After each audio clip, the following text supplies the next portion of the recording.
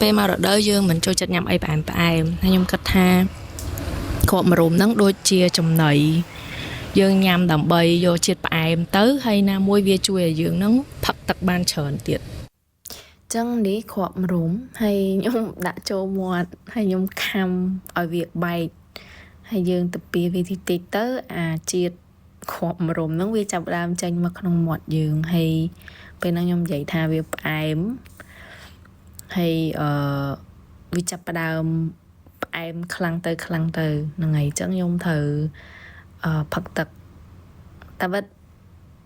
វាផ្អែមហើយនៅពេលដែលយើងផឹកទឹកគឺវាកាន់តែផ្អែមទៅចឹងទៅវាធ្វើឲ្យយើងផឹកទឹកបានច្រើន